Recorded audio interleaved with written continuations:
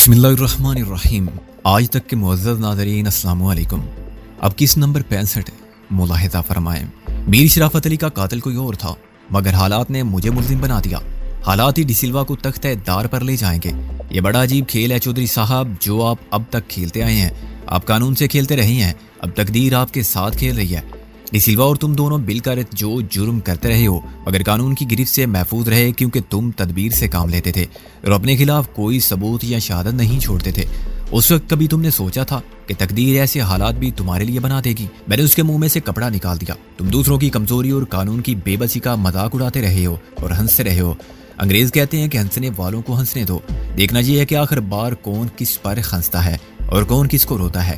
سکندر صاحب، چودھری دلاور نے پڑے پڑے کہا۔ اس کی آواز کا سارا غرور اور اعتماد ختم ہو چکا تھا۔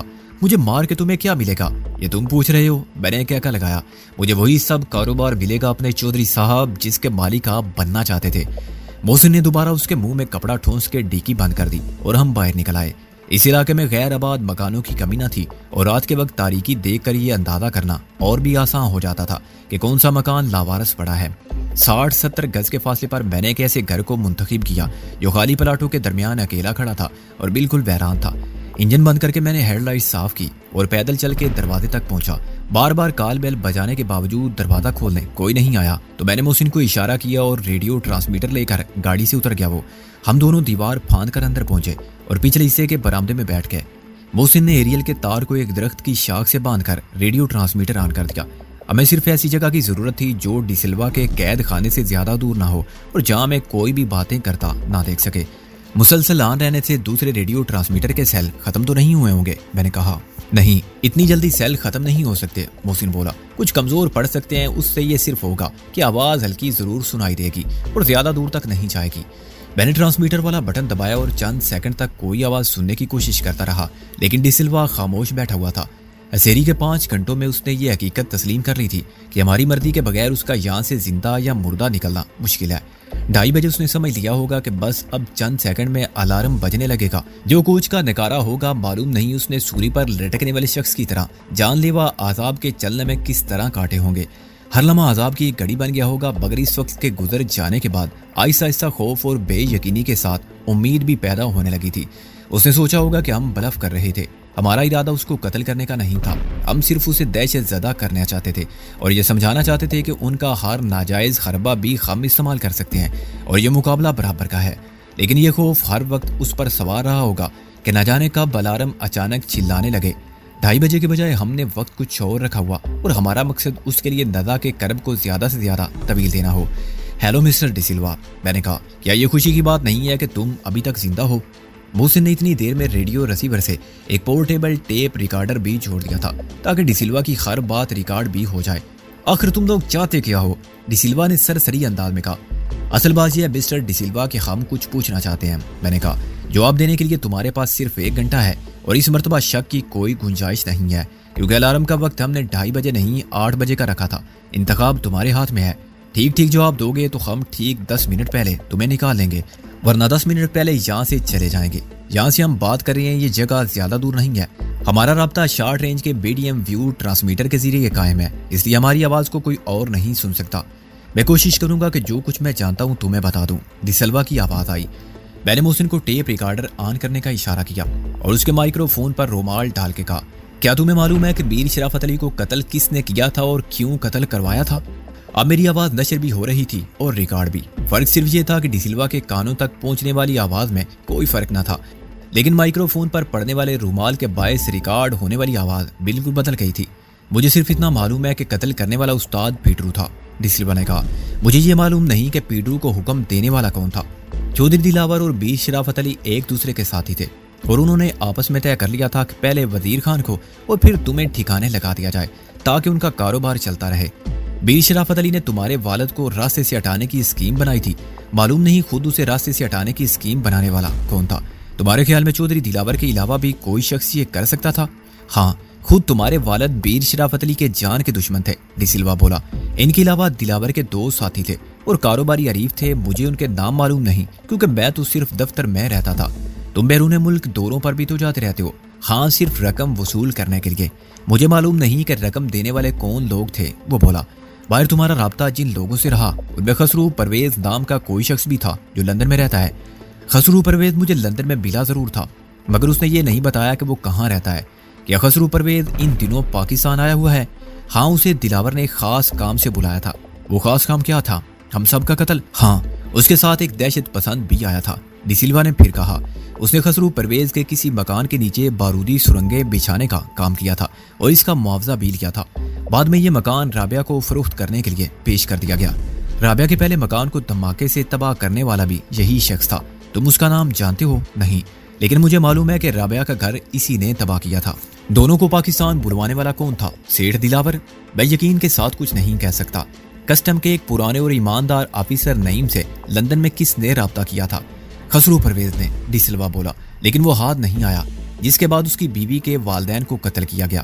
میں نے کہا کیونکہ وہ نعیم یا اس کی بیوی کا پتہ بتانے سے قاصر تھے اور ان کے گھر کو آگ لگا کے قتل کے جرم پر پردہ ڈالنے کی کوشش بھی کی گئی۔ یہ کارنامہ تم نے سر انجام دیا تھا؟ نہیں، مجھے اس کا علم بعد میں ہوا، لیکن تم نے جرم کرنے والوں کا ساتھ تو دیا۔ میں نے کہا تم نے ایک نہیں 2 لڑکیوں کو بلیک میل کر کے ان کی مدد کی۔ تمہارے جرائم کی فہرست بہت طویل ہے اور وقت کم ہے، اس لیے میں تم سے آخری 3 سوال کروں گا اور اس کے بعد فیصلہ کروں گا کہ تمہارے ساتھ کیا سلوک کیا جائے۔ پہلا سوال یہ ہے کہ میرے والد کی لاش کہاں ہے؟ لاش کسی جگہ دفنا دی گئی ہے، لیکن مجھے وہ جگہ معلوم نہیں ہے۔ میرا کام صرف لاش حاصل کرنا تھا اور مجھے اس کا معاوضہ 50,000 روپے دیا گیا تھا۔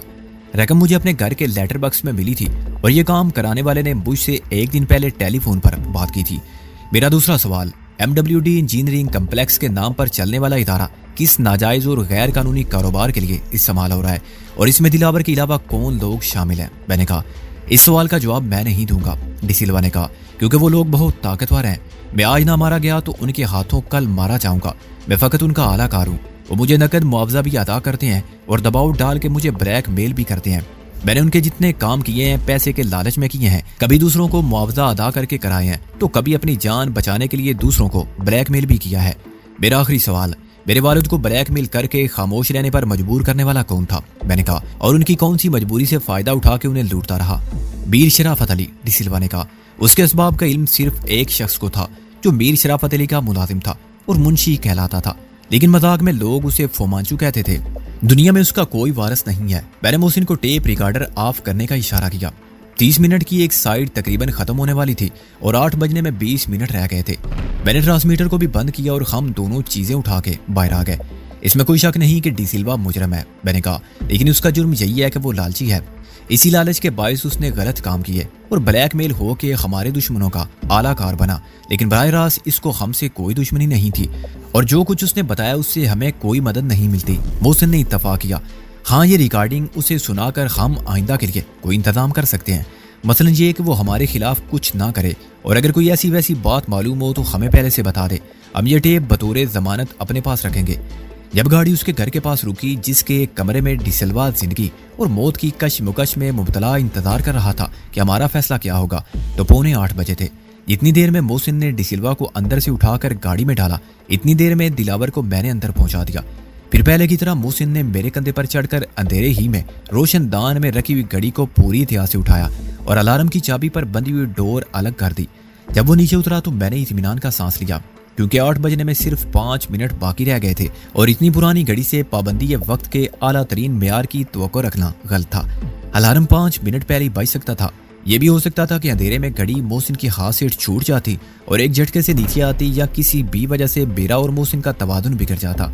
ٹرانسمیٹر کے اندر چھپا ہوا بم بالکل چھت کے ساتھ لگا ہوا تھا اور یہ یقینی بات تھی کہ بم پھٹتا تو چھت ہمارے اوپر آ گرتی اور ہم وہیں زندہ دفن ہو جاتے۔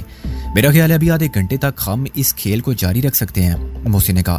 ہم نے گھر کی لائٹ چلانے سے گریز کیا اور میرے لائٹر کی روشنی میں محسن نے الارم کا وقت 8:30 اور پھر 9 کر دیا۔ فلموں کے شو 8:30 کے بعد ہی ختم ہوتے ہیں، میں نے کہا۔ ہم 9:15 بجے تک بھی گھر پہنچ جائیں تو انکل رضوی کو شک نہیں ہوگا۔ یہاں سے ہمیں 8:30 بجے نکل جانا چاہیے۔ محسن نے ریڈیو ٹرانسمیٹر کی رسی اور ایریل بھی روشن دان میں سے کھینچ لیے تھے اور اب اگلا مرحلہ ریڈیو ٹرانسمیٹر کو پھر نیچے اتارنے کا تھا، جس کے لیے مجھے چوتھی مرتبہ محسن کو جوتوں سمیت کندھوں پر اٹھانا پڑا۔ ریڈیو ٹرانسمیٹر کو زمین پر رکھنے کے بعد میں نے دوسرے کمروں کو دیکھا۔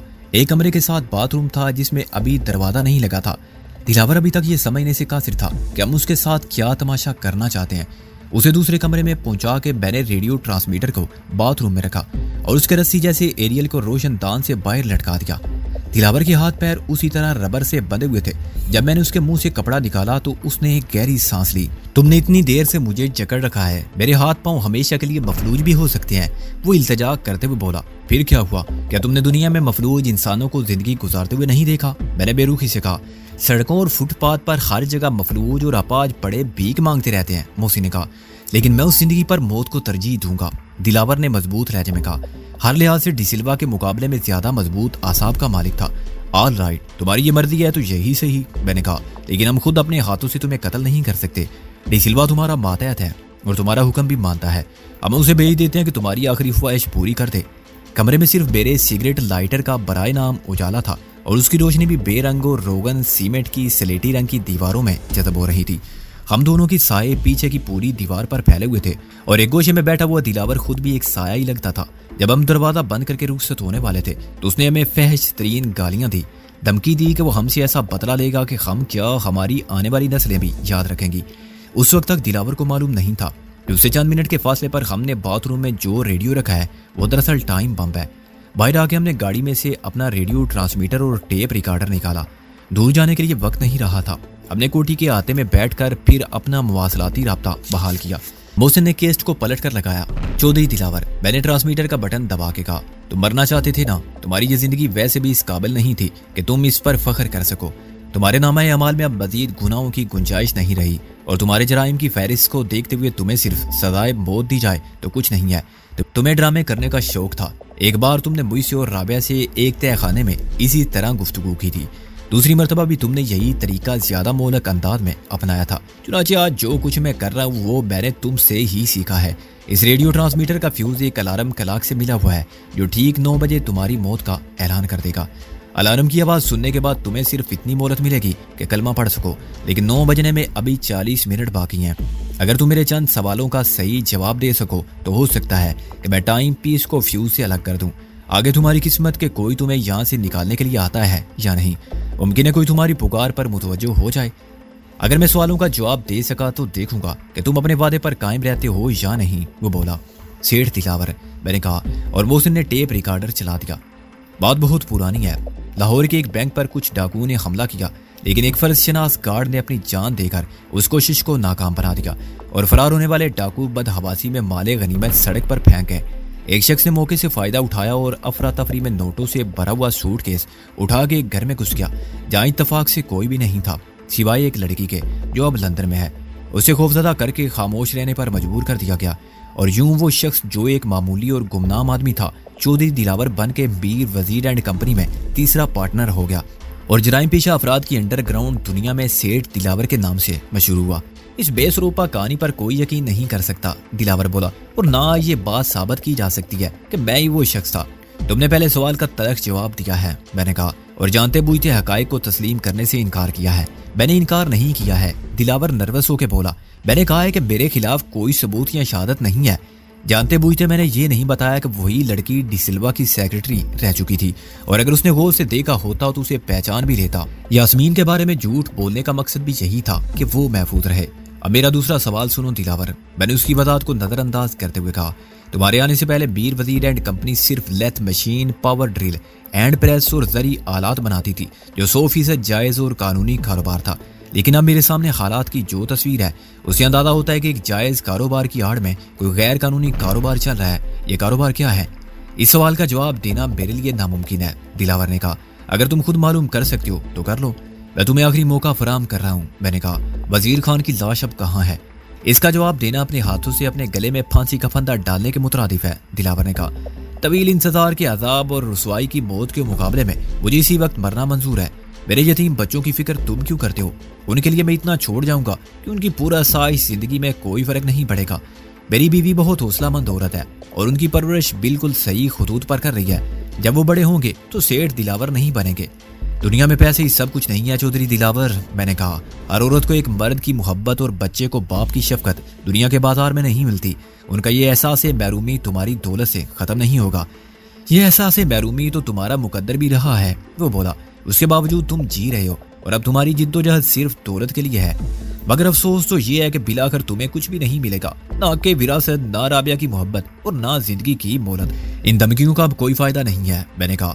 مگر اب اندھیرا نہ ہوتا تو میں قانونی دستاویز تمہیں دکھاتا اور تمہیں معلوم ہو جاتا کہ میری زندگی کا مقصد بالکل مختلف ہے۔ اگر تمہارا خیال ہے کہ بعد میں تمہارے ساتھی مجھے قتل کر دیں گے تو یہ بھی سمجھ لو کہ اس قتل سے ان کے عزائم بھی پورے نہیں ہوں گے۔ میں نے ایک وصیت نامے کی روز سے اپنے وارث کو نامزد کر دیا ہے اور ایک کے بعد دوسرے وارث کی جگہ لینے والوں کی تعداد 7 ہے اور وہ سب سکندر بخت ہیں۔ ان سب کو معلوم ہے کہ میر شرافت علی نے وزیر خان کو بلیک میل کیا۔ میر شرافت علی کو تم نے استاد پیڈرو سے مروا دیا اور فومانچو کہلانے والے ایک غریب منشی کی جان لی۔ مجھے نواب خسرو جمشید کے بیٹے خسرو پرویز کی سازش کا علم بھی ہو چکا ہے، جو لندن میں رہتا ہے، اور ہمارے ساتھ ایک ایماندار کسٹم آفیسر نعیم بھی ہے جسے بلیک میل کر کے نوکری سے مستعفی ہونے پر مجبور کر دیا گیا تھا۔ تمہیں یہ سب باتیں کس نمک حرام نے بتائیں؟ دلاور نے شکست خوردہ لہجے میں کہا۔ یہ معلوم کر کے کیا ہوگا، میں نے کہا، یہ دیکھو کہ کتنے کم وقت میں گردش حالات تمہیں کہاں سے کہاں لے آئی ہے۔ تمہارا کوئی راز نہیں رہا ہے اور اب مقابلہ برابر کا ہے۔ اس وقت کا تصور کرو جب تم جیسے شکاری مجھے گھیر کے پاکستان لے آئے تھے تاکہ مجھے چوہے دان میں پھنس جانے والے چوہے کی طرح مار سکے۔ تم نے مجھے خریدنا بھی چاہا تاکہ میں کچھ جانے بغیر تم سے ڈر کر میدان چھوڑ جاؤں۔ آج تم چوہے کی طرح پکڑے گئے ہو۔ تمہارے بعد دوسروں کو بھی بہت جلد اندازہ ہو جائے گا کہ میں بھی ان سے کم شکاری نہیں ہوں۔ ہم اس مسئلے پر نئے سرے سے برابری کی بنیاد پر بات کر سکتے ہیں، دلاور نے کہا۔ میں اور تم کبھی برابر نہیں ہو سکتے، میں نے کہا، بالکل اسی طرح جیسے قاتل اور مقتول برابر نہیں ہو سکتے، قانون کی نظر میں نہ دنیا کی نظر میں۔ ویسے بھی بات کرنے کا وقت گزر چکا ہے، جو کچھ تمہیں کرنا تھا تم کر چکے، اب فیصلہ میرے ہاتھ میں ہے۔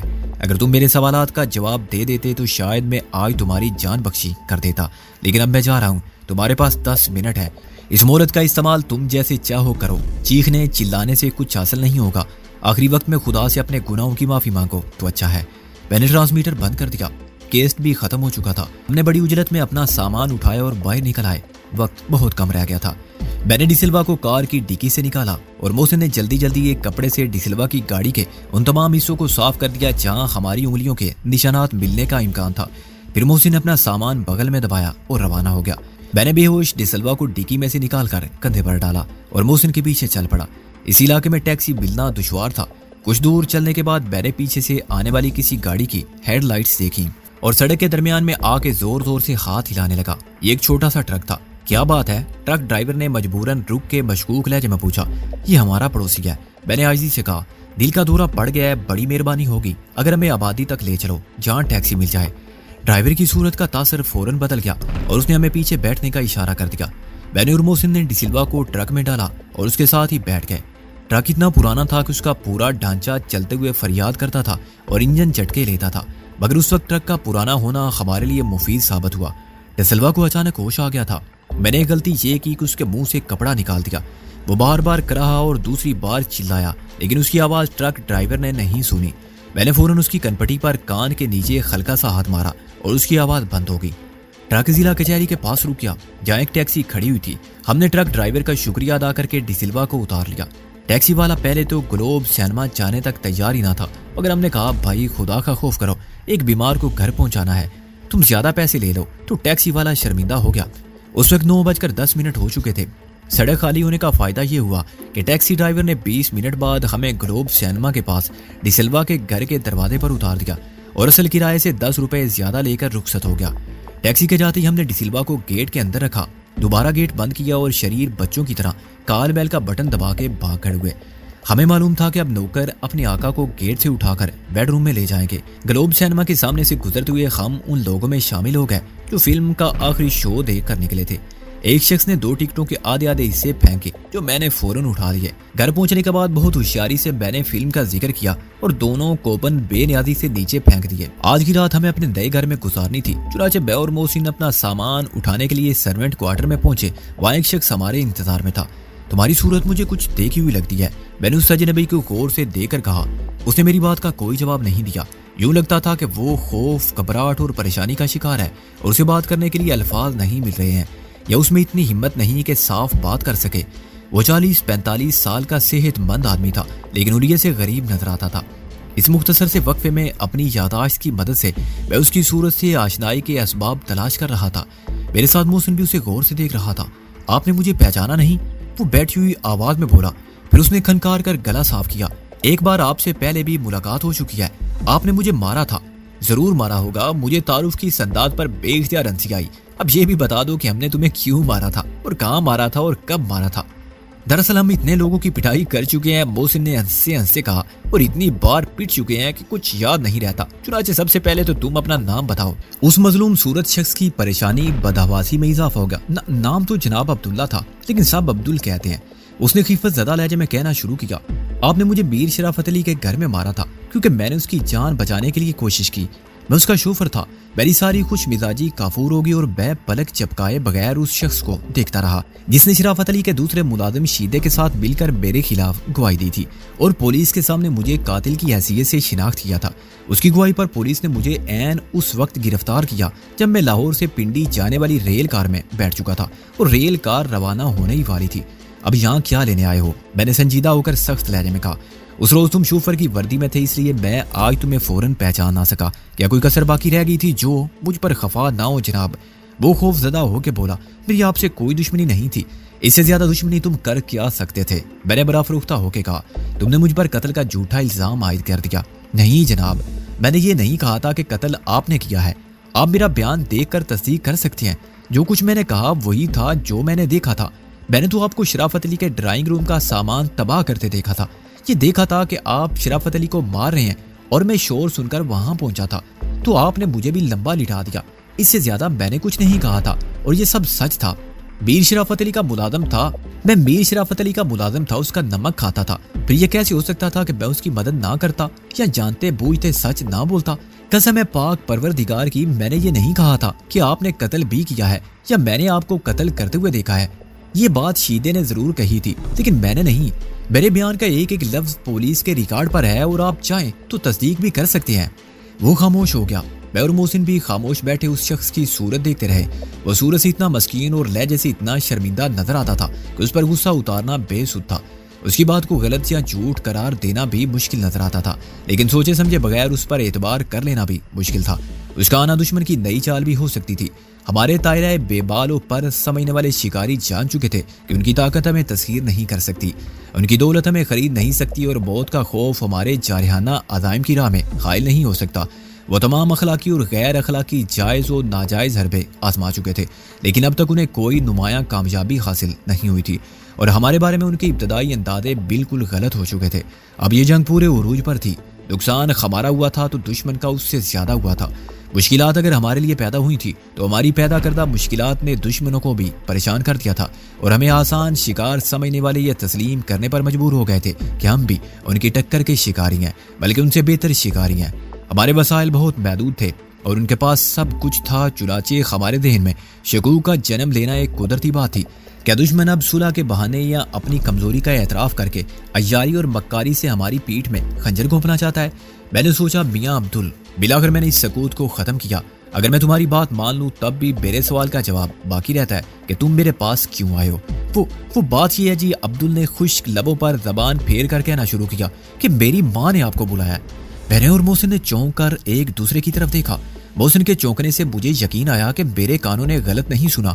تمہاری ماں نے؟ میں نے حیرانی سے کہا. تمہاری ماں کا مجھ سے کیا تعلق ہے؟ وہ مجھے جانتی ہے؟ مجھے نہیں معلوم جناب, عبدل نے کہا. وہ مجھے کچھ نہیں بتاتی. کیا تم نے اسے کچھ بتایا تھا؟ میں نے کہا. میرے بارے میں یا میر شرافت علی کے قتل کے بارے میں؟ کیا وہ اس کیس میں تمہارے اور میرے کردار کے بارے میں کچھ جانتی ہیں؟ میں بڑی مشکل میں ہوں جناب, عبدل بولا. ادھر آپ میری بات پر یقین کرنے کے لیے تیار نہیں ہیں, ادھر میری ماں مجھے کچھ بتانے کو تیار نہیں ہے. اس کی حالت ایسی ہے کہ میں انکار نہیں کر سکتا. مجھے مجبوراً آنا پڑا. حالت سے تمہاری کیا مراد ہے؟ میں نے نرمی سے کہا کیونکہ وہ اب رو پڑنے کے قریب تھا. وہ بہت بوڑھی ہے جناب, عبدل نے کہا. اتنی بوڑھی کہ اسے اپنی عمر بھی یاد نہیں, لیکن اسے اور بہت کچھ یاد ہے. آج سے 50-60 سال پہلے کی باتیں بھی وہ بھولی نہیں ہے. میرا خیال ہے وہ 70-80 برس کی تو ضرور ہوگی. یوں سمجھ لیں کہ اس نے میر شرافت علی کو اپنی گود میں کھلایا تھا. اب اسے دکھائی نہیں دیتا. وہ بہت اونچا سنتی ہے اور سہارے کے بغیر بستر سے اٹھ کے ایک قدم نہیں چل سکتی. میں نے اس کو میر شرافت علی کے قتل کے بارے میں کچھ نہیں بتایا ہے, لیکن اس نے شیدے سے پوچھا کہ شرافت کیوں نہیں آتا, تو شیدے نے بتایا جب تک میر شرافت علی زندہ تھا وہ دن میں ایک بار اس کے کمرے میں خیریت معلوم کرنے ضرور جاتا تھا. 3 دن بعد اس نے شیدے سے پوچھا کہ شرافت علی کہاں ہے, کہیں دورے پر ولایت چلا گیا کیا؟ اور شیدے بیوقوف نے کہہ دیا کہ ماں جی وہ تو ایسے لمبے دورے پر گیا ہے کہ اب واپس نہیں آئے گا. बस उसकी मगफरत की दुआ करो। खुदा का शुक्र है कि शीदे ने कत्ल की बात नहीं की और कह दिया है कि वो बीमार हुआ था, हॉस्पिटल जाके मर गया। मेरी माँ बहुत रोई पीटी और बाद में मुझ पर भी बहुत खफा हुई कि मैंने उसे बेखबर क्यों रखा। एक रोज अचानक उसने कहा, अब्दुल तुझे वजीर खान का पता मालूम है? मैं तो उछल पड़ा। मैंने कहा, कौन वजीर खान? उसने कहा, वही जो शराफत का दोस्त था, दोनों मिलकर कारोबार करते थे ना। उस वक्त अगर मैं अपनी माँ से कहता कि वजीर खान भी मर चुका है या उसे दूसरी बातें बता देता तो मालूम नहीं क्या होता, शायद वो उसी वक्त मर जाती। चुनाचे मैंने बात टाल दी कि मुझे मालूम नहीं, लेकिन वो इस बात को भूली नहीं। जब भी उसे याद आता था तो वो पूछती थी कि वजीर खान का पता मालूम किया तूने? उसका एक लड़का भी है, कबीर खान, जो विलायत में पढ़ता है। उसका इसरार बढ़ता गया। अब कुछ रोज से वो बीमार है, खाना पीना बिल्कुल छूट गया है। वो खुद भी कहती है और मुझे भी ऐसा नजर आता है कि उसकी जिंदगी के दिन पूरे हो गए हैं। कल उसने कहा कि अब्दुल तू मुझे अंधी बूढ़ी और माजूर औरत को, अपनी माँ को धोखा दे रहा है। वजीर खान ऐसा आदमी तो नहीं जिसका पता ना मिले। मैं तुझे मरते वक्त दूध माफ नहीं करूंगी अब्दुल। मुझ पर वजीर खान का एक कर्ज है। तू चाहता है कि वो कर्ज मैं अपने साथ कब्र में ले जाऊं और क़यामत के रोज वजीर खान को मुंह ना दिखा सकूं? उसके बाद मैं क्या करता? अगर मैं आपके पास ना आता तो पागल हो जाता। आप मेरे साथ चलें और जैसे चाहें उसे समझा दें और उसकी सुन लें।